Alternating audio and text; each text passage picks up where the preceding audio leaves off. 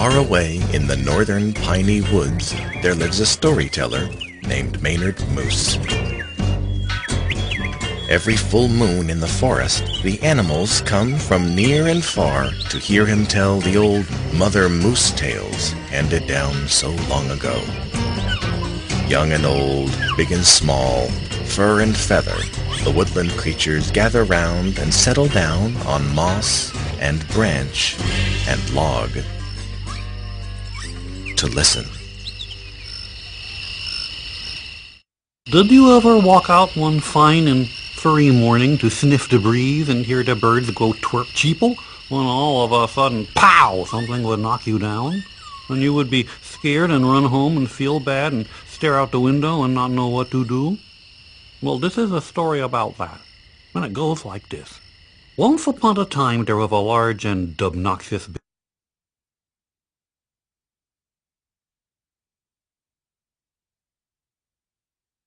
billy goat. His name was Bully Goat Grim.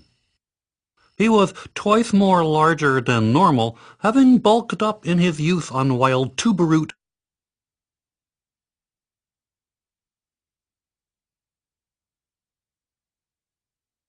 which, as you may understand, contains an abundance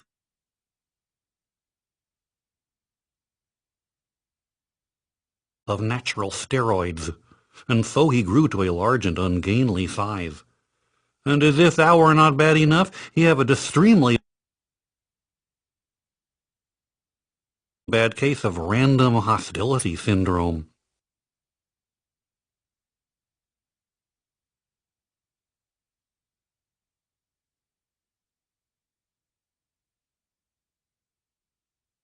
His favorite thing to do was whenever he would see a cute little furry farf animal,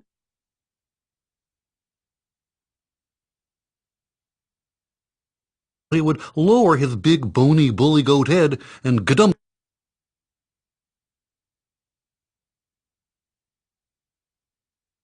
gadump, gadump, gadump, pow! Over the tops of the trees would go sailing the hapless little furry mammal and come crashing down in a pile of bracken on the other side. And pretty soon all the cute forest animals had slings and crutches and bandages. Well, one morning when all the little bunnies and chipmunks and beavers and hamsters were bonked and bruised and hiding in their holes, the bully goat decided to go to the upland pastures, where he has heard that a wild variety of succulent mountain grasses grew in gay profusion. Now, the road to the upland pastures, it went over the river, and over the river there was a bridge, and under the bridge there lived a family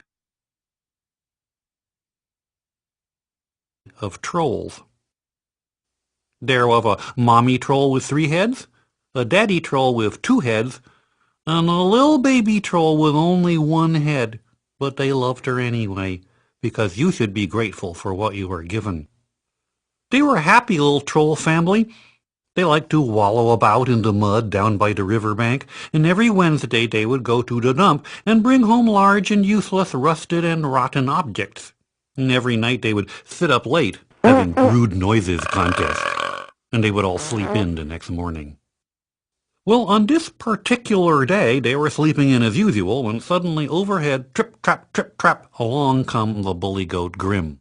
Well, the daddy troll, he wake up first. "Who've that trip-trapping on my bridge?"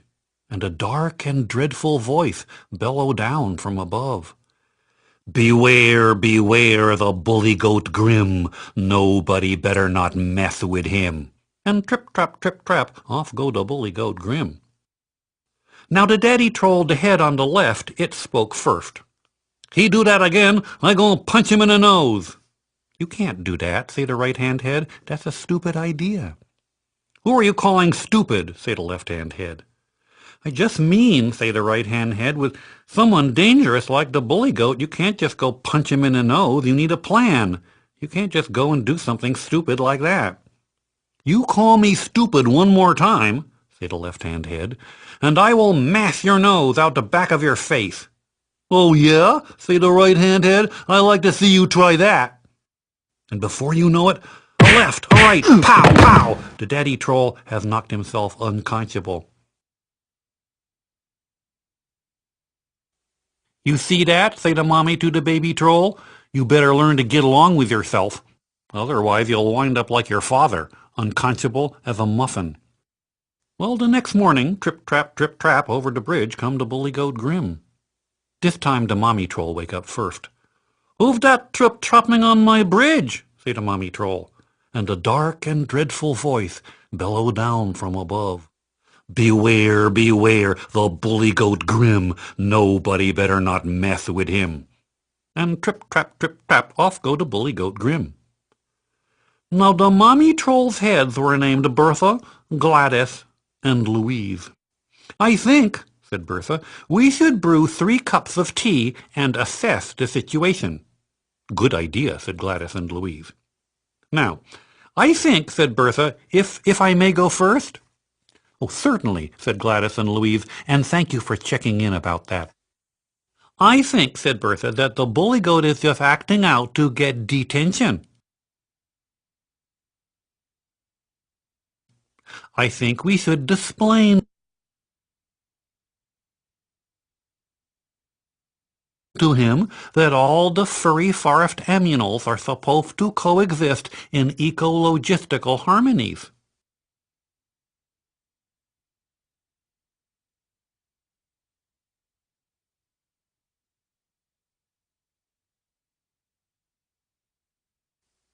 Well, thank you, said Gladys. Thank you for your proactive input, but I do not think the bully goat will listen to reason.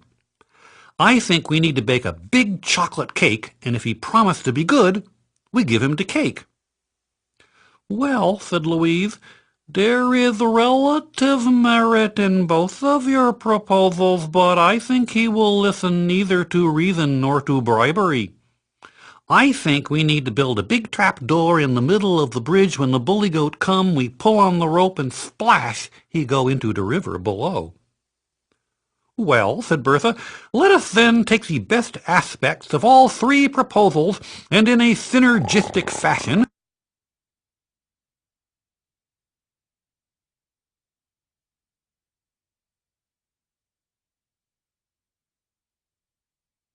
combine them in order to... And so they talked on and on and on, until one by one all 3 heads fell sound asleep, because the effect of too much process.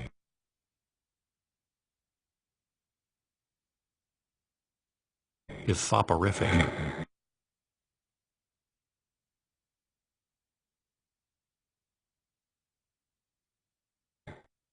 The next morning, once again, trip, trap, over the bridge come the bully goat Grim, and this time the baby troll wake up first. Who's that trip-trapping on my bridge? Say the baby troll, and once again a dark and dreadful voice bellow down from above. Beware, beware, the bully goat Grim, nobody better not mess with him. And trip, trap, off go the bully goat Grim. Say the baby troll. Wait a minute. Nobody better not. Nobody better not. That's a double negative.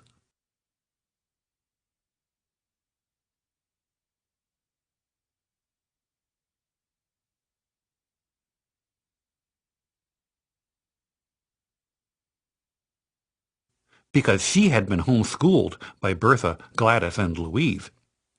If nobody better not mess with him, that means that everybody ought to mess with him. So let's see, how can I mess with a bully goat?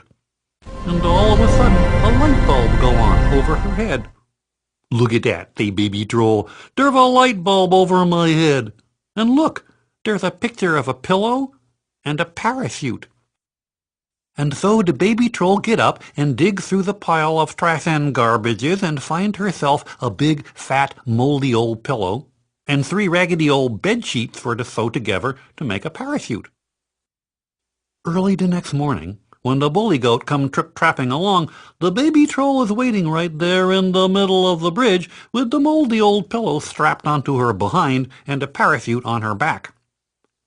Beware, beware, the bully goat Grim, nobody better not mess with him, bellowed the bully goat.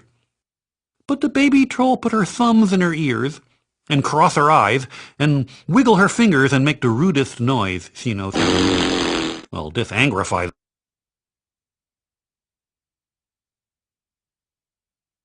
the bully goat Grim, and a thundercloud appeared over his head.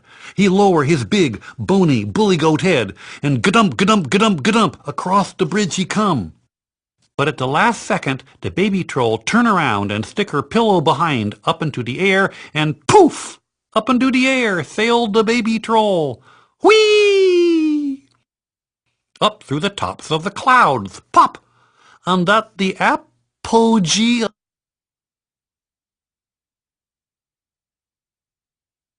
of her trajectory,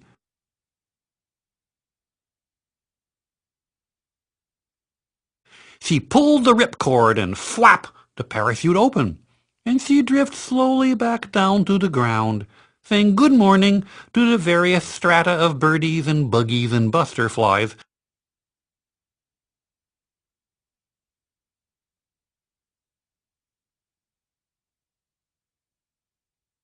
and landing with a soft thump on the mossy bank below.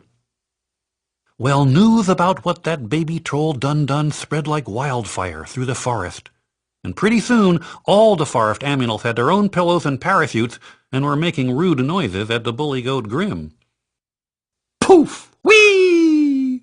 Up into the air, over the tops of the trees would go sailing the happy little furry aminals, drifting slowly down on the morning breeze, saying good morning to the birdies and buggies and butterflies, and landing with a soft thump on the forest floor below. And before long, they were lined up for miles, waiting for a free ride. My turn! Bully goat! My turn! Now, there is nothing worse than having random hostility syndrome and not being able to injure anybody. It was extremely depressing to the bully goat Grim, and so finally he just give up and slunk away. He slunk and slunk and slunk until he was completely away. And the aminals took off their pillows and their parachutes, put them in the closet just in case, and the troll family went back to wallowing in the mud down by the river bank, and every Wednesday they went back to the dump and brought home large and useless rusted and rotten objects, and every night they sat up late having rude noises contests, and they all slept in the next morning.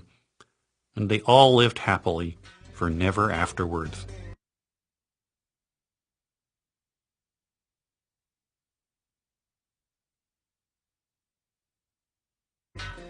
Except for the bully goat. He lived all by himself, alone and far away, obnoxiously for never afterwards. So my advice to you is, keep a pillow and a parachute in your closet just in case. Learn to recognize a double negative. And above all, remember, nobody likes a obnoxious beastie.